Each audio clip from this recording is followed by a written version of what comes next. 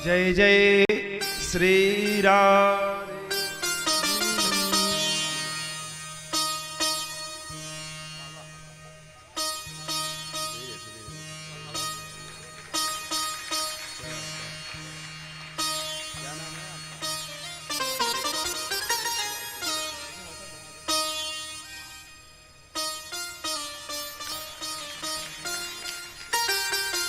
दिलीप कुमार सिंह यशवंतपुरा से है। बहुत बहुत धन्यवाद बेटा, आपको खूब खूब आशीर्वाद है।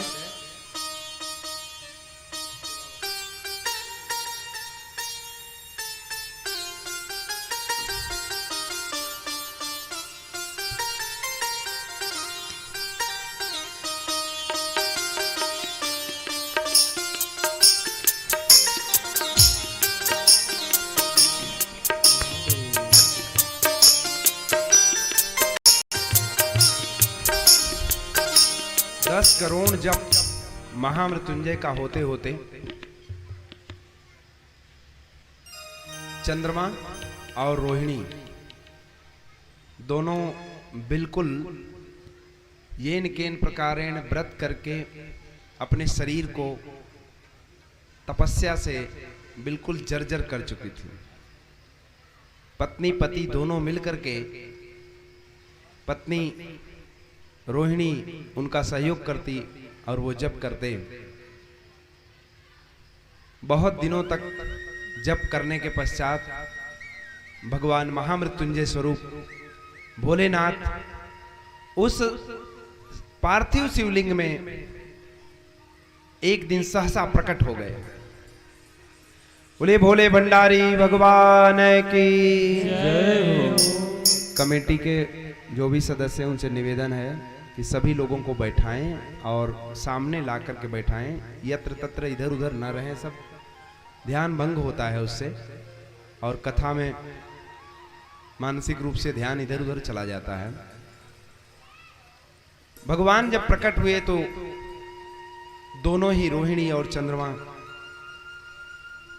जैसे कि बहुत दिनों का अपना बिछुड़ा हुआ कोई पिता कोई अभिभावक भगवान बिछुड़ा हुआ हो, जैसे आप कष्ट में रहते हैं और उस कष्ट में आपका कोई अपना कोई स्वजन कोई प्रिय अगर आ जाए, एकाएक आ जाए, आप बुखार से पीड़ित हैं, आप बहुत तड़प रही हैं और उसी समय कोई अपना बहुत खास बहुत ही घनिष्ठ व्यक्ति आपके सामने आ जाए तो कैसा लगता है। यहाँ तो देवों के देव महादेव, और महादेव के ऊपर मस्तक पर चंद्रदेव विराजमान है। वो चंद्रदेव द्वितीया तिथि के चंद्रमा भगवान महादेव के मस्तक पर जो विराजमान है, उन्हीं के सामने महादेव प्रकट होते और महादेव का दिव्य दर्शन पाकर दोनों भीगे हुए नयन से भीगे हुए पलकों से भगवान को प्रणाम करती हैं। चंद्रदेव और रोहिणी भगवान भोलेनाथ कहते हैं, चंद्रदेव हमें पता है तुम जिस कष्ट में हो। चंद्रदेव के आंखों से आंसू बहने लगता है और अपनी पीड़ा को व्यथा करने में वो संकोच करते हैं, लेकिन रोहिणी ने बताया कि प्रभु ये बहुत ही कष्ट से आपकी तपस्या किए हैं, अब क्या करना चाहिए, कैसे ठीक होंगे। भगवान महादेव बोले, जिन मंत्रों का तुमने 10 करोड़ जप कर दिया है, बिना मेरे आए ही तुम्हारा कल्याण तो हो जाता, लेकिन यहाँ तो कुछ इतिहास होने वाला है, यहाँ तो कुछ ऐसी चीजें होने वाली हैं जो सदियों तक याद रखी जाएंगी। जब तक पृथ्वी लोक होगा तब तक ये अजर अमर होने वाला ये स्थान है, इसलिए मैं यहाँ पर प्रकट लिया हूँ। चंद्रदेव ने भगवान भोलेनाथ के मन का ही निवेदन कर दिया। दोनों मिलकर वही बात रख दिए जो भगवान भोलेनाथ करना चाहते थे।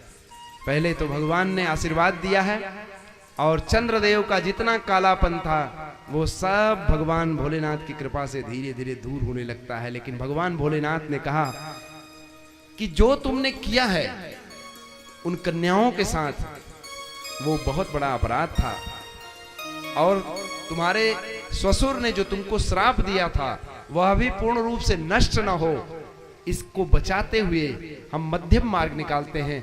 अब से तुम पूरे महीने केवल और केवल अपने श्वेत किरणों के साथ नहीं, अपितु 15 दिन तक कृष्ण पक्ष में और 15 दिन तक शुक्ल पक्ष में रहोगे।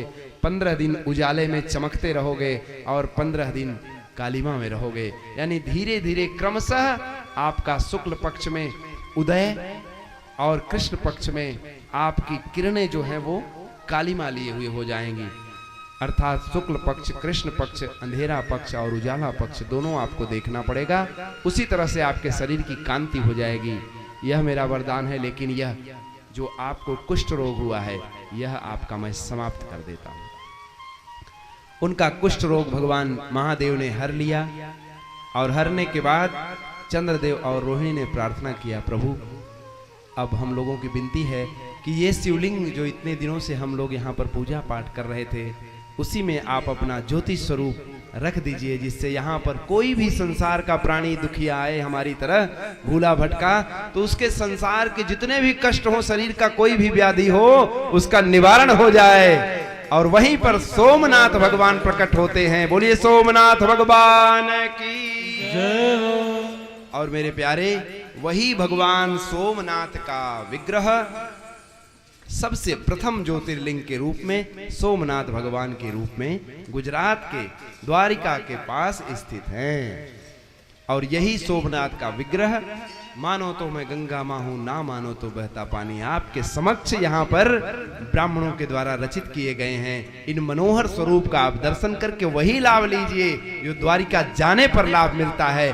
बोलिए सोमनाथ भगवान की जय हो।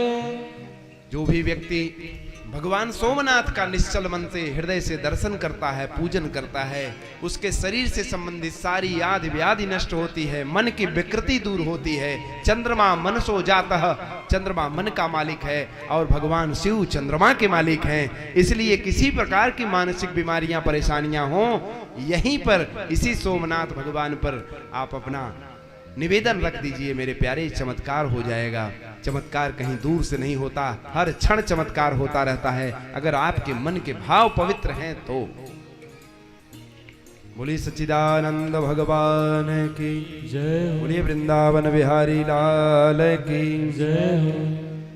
तो आइए सोमनाथ भगवान के दिव्य प्रसंग के बाद अब जो है मल्लिकार्जुन की कथा आपको सुनाते हैं।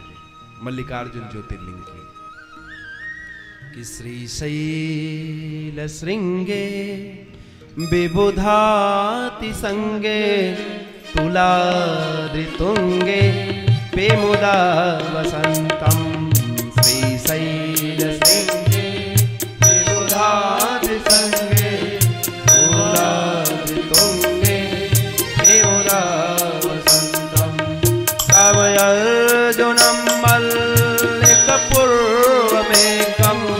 नमामि संसार समुद्र सेतुं, नमामि संसार समुद्र सेतुं। मेरे प्यारे, एक कथा तो हमने आपको मल्लिकार्जुन भगवान की सुनाई थी उस दिन जब महाबली तारक शत्रु कार्तिकेय पृथ्वी की परिक्रमा करके कैलाश पर आए थे और उस समय गणेश जी के विवाह का निश्चय हुआ था। भगवान गणेश को श्रेष्ठ सिद्ध कर दिया गया था। उस समय नाराज होकर के वो क्रौंच पर्वत पर चले गए थे और वहीं पर भगवान शिव जब उनसे मिलने के लिए आए हैं तो वहीं पर एक पार्थिव शिवलिंग में भगवान शिव को निवेदन किया है, तो वहीं पर भगवान शिव बस गए हैं। उनका नाम मल्लिकार्जुन पड़ा है। एक तो कथा ये है जो हमारे पुराणों में मिलता है और एक कथा और प्रचलित है मेरे प्यारे, उस कथा को सुनाते हैं। बड़ा ही दिलचस्प कथा है, आपको बहुत आनंद आएगा। एक बार दक्षिण भारत में एक भिलनी जंगल में रहती थी और उस भिलनी का नाम, जिसका नाम था सेवरी, और उसकी एक लड़की थी, उसका नाम था मल्ली। वो मां अपनी बिटिया को बहुत प्रेम करती थी और भगवान शिव और मां पार्वती की बहुत बड़ी भक्तन थी। बड़ी भक्ति भाव से भगवान की पूजा पाठ करती।